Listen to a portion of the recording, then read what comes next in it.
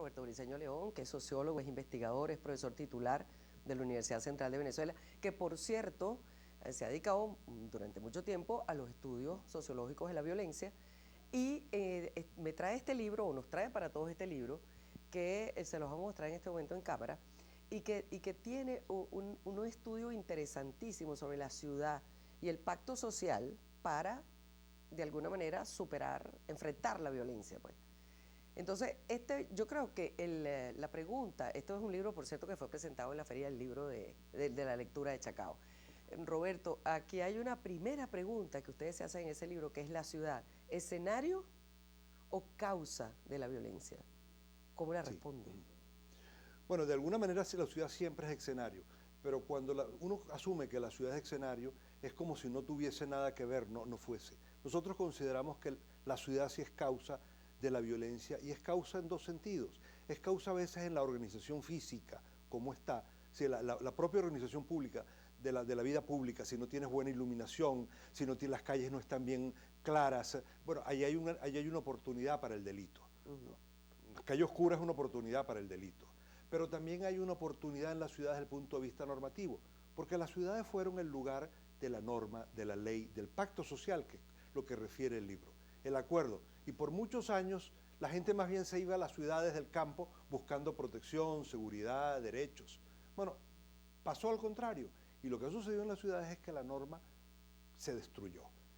La ley, la vida regida por normas, por acuerdos, por protección, y dos elementos básicos que tiene cualquier vida urbana y cualquier sistema de derechos, que es que el Estado proteja al ciudadano frente al delito, frente a los asesinatos, o que el Estado castigue a los que infringen la ley, a los que roban, secuestran y asesinan. Eso se ha perdido en Venezuela.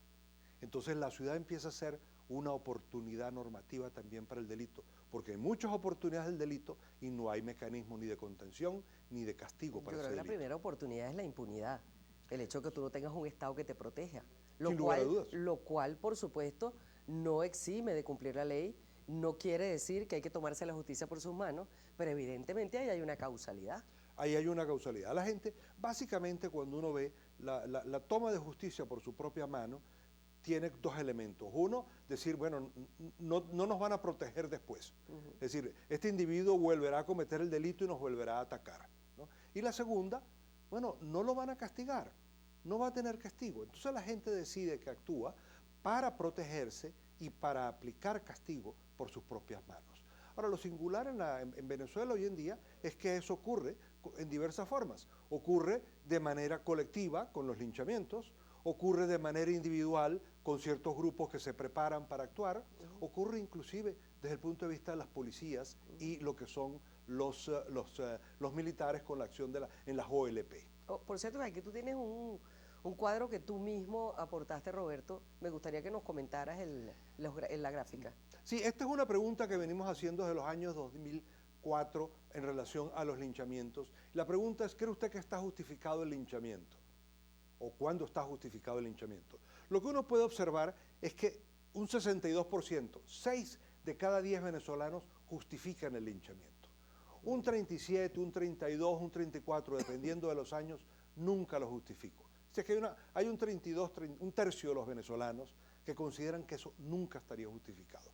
Pero hay 2/3 de los venezolanos que consideran que sí. Bueno, fíjate tú, eso es una cosa gravísima. Es muy grave. Es tanto más grave que el hecho del fenómeno en sí, pues. Claro, porque la gente lo está avalando. ¿Y cómo lo avala? Lo avala de dos maneras. Un tercio de esos 2/3, un tercio considera que el linchamiento está justificado cuando el individuo ha cometido un crimen horrible. Ha violado, ha matado a una persona, se ha ensañado con un niño, con una persona vieja, un viejito, con una viejita. O sea, cuando hay algo muy horrible que está allí, una persona que tiene problemas mentales, entonces luego la roban o la violan, la gravedad marca mucho.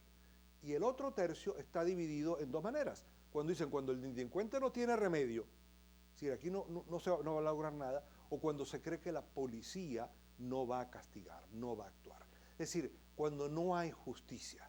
Entonces uno ve que un tercio de la población dice, nunca está justificado, un tercio lo justifica cuando es de mucha gravedad y un tercio lo justifica cuando ve que no hay justicia. Bueno, esa justificación en sí es una solicitud de pena de muerte prácticamente. Es una solicitud y una aplicación directa de la pena de muerte. Exacto. Pero es que, bueno, al final cuando uno ve lo que ha sido la actuación de las OLP en estos últimos meses, es una aplicación de pena de muerte. Así es. ¿No? Acciones extrajudiciales, muchas que se comete la policía. Cuando hay lo que es en gran medida el sicariato que ocurre por deudas que se tienen porque no se va a cumplir, es una manera también, o por actos graves, ¿no? Eso ha venido ocurriendo y digamos que lo que tenemos en Venezuela es un incremento de los linchamientos sostenido desde el año 2004, 2005, porque al fin y al cabo tenemos 17 años de un incremento sostenido de los homicidios. Ahora fíjate, ese incremento sostenido va acompañado, Roberto, de un agravamiento, porque es decir, ameritaría un estudio profundo sobre la manera cómo se ha transformado la violencia en Venezuela. Sí. Es decir, nosotros los venezolanos hemos sido una sociedad que, como toda la sociedad del mundo, tiene gente decente, tiene delincuentes, tiene transgresores, tiene asesinos, etc. Ahora, normalmente, tú una persona que tú considerabas que te había agraviado y no conseguías que te querías tomar la justicia por tus manos, pues le dabas un tiro. Ahora, en este momento hay una crueldad agregada. Sí. Hay una cosa terrible en donde entran los linchamientos. Sí, en Venezuela lo que nosotros creemos que ha pasado es que esa inmensa cantidad de homicidios, de delitos a que ha estado sometida la sociedad, ha cambiado la reacción de las personas y la capacidad de respuesta. Cuando nosotros comenzamos a hacer estudios sistemáticos de violencia, apoyados y solicitados por la Organización Panamericana de la Salud en 1994-95, entrevistamos a un gran grupo de colombianos. Era una investigación hecha en toda América Latina. Y los colombianos en Venezuela nos decían, de una manera resumida, aquí en Venezuela no se puede aplicar la justicia por su propia mano. Bueno, porque nosotros sabemos que estamos en Venezuela. Si estuviéramos en Colombia lo haríamos. Exacto. Pero sabemos que estamos en Venezuela y no lo podemos hacer. Bueno, eso ha ido cambiando y ha ido cambiando de una manera sostenida en el tiempo por la reacción, por el desespero de las personas, por la continua víctima. Y yo te diría que uno de los elementos que hemos podido observar en estos últimos 2 años es que el incremento de los linchamientos no se da exclusivamente en eso que en la encuesta nos mostraba de los crímenes horrendos, sino incluso en delitos menores.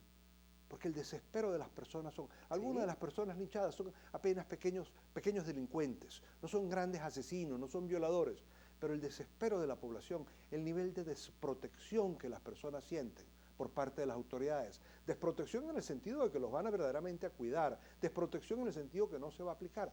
Y esa es la respuesta.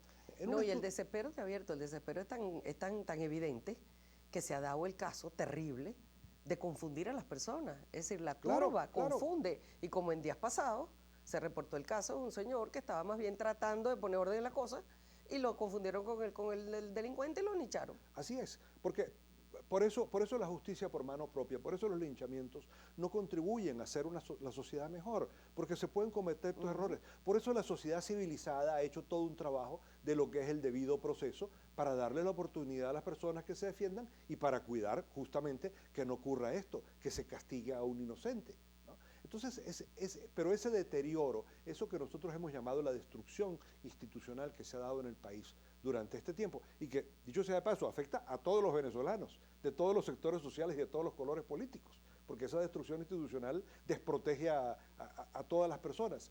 Eso ha llevado a ese incremento generalizado, donde la gente siente que tiene que defenderse. Y además, aquí esto es una cosa muy particular, porque todo esto significa una privatización de la seguridad y privatización de la justicia. Y las sociedades se construyen justamente contrario a eso. O sea, el proceso civilizatorio es un proceso que va eliminando y restringiendo el derecho a la autodefensa, el derecho a la justicia por mano propia, para construir una vida más civilizada, más armónica y en definitiva con mayor paz. Muchísimas gracias, Roberto Briceño León. El tema de los linchamientos ahora tiene otra característica, y en particular en Venezuela, que es víctima de la onda expansiva de la delincuencia.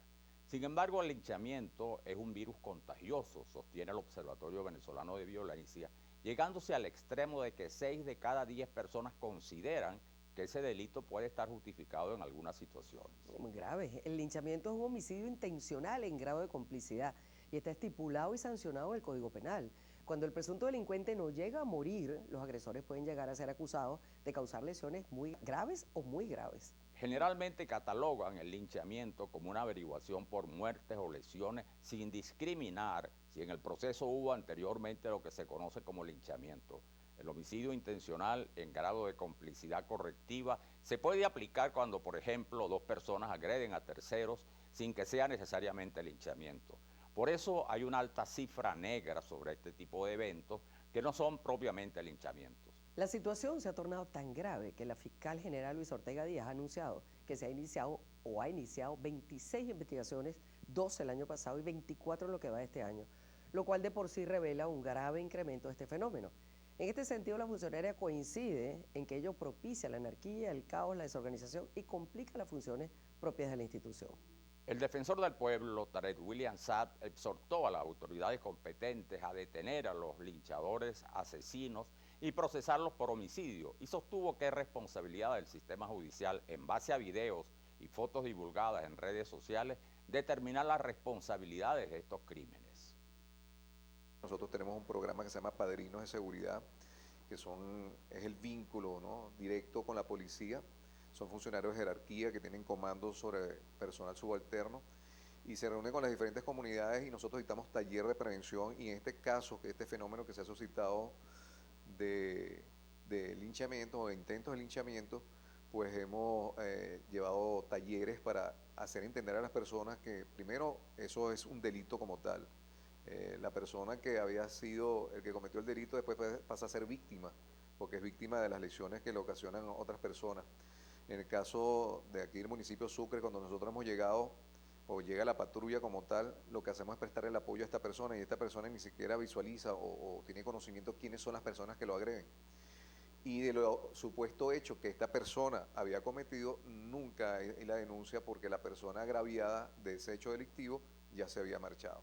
Nosotros en estos talleres hablamos con las personas, esto muchas veces, hace muchos años, cuando alguien comete un delito, a lo mejor la policía no está en las adyacencias, las personas a lo mejor la retienen, y el deber es llamar a la policía para que la policía se presente y pueda tomar acción del procedimiento como tal y vincularlo jurídicamente como lo dicta nuestra ley. En el caso de Sucre, estos talleres se vienen llevando a cabo, nosotros llevamos estadísticas mensuales, inclusive semanales, donde vamos de manera aleatoria en las diferentes zonas donde vamos viendo que se empiezan a visualizar estos tipos de hechos, de dictar talleres y de manera preventiva que la gente vaya entendiendo. Gracias a Dios, la misma comunidad está en contra de estos hechos. Son grupos muy pequeños que tienden a tener este tipo de conductas, como hemos dicho, muchas veces mal copiada de otros países, y que nosotros de antemano nos hemos puesto de verdad en una posición totalmente radical en contra de estos intentos de linchamiento. Solamente le queda a la ciudadanía es de contar con las policías, contar con las autoridades, para que las autoridades puedan aportar trabajo. La comunidad simplemente tiene que llamar, la policía se presenta y la policía actúa para poder proceder como dictan las leyes en Venezuela. La Iglesia, a través del cardenal Jorge Urosa Sabino, ha rechazado estas prácticas que van en contra de la ley de Dios y dijo comprender la molestia colectiva por el alto índice de impunidad, pero indicó que son los órganos del poder público los que deben velar por la seguridad y la justicia, y pidió a los venezolanos no dejarse llevar por el odio y la venganza.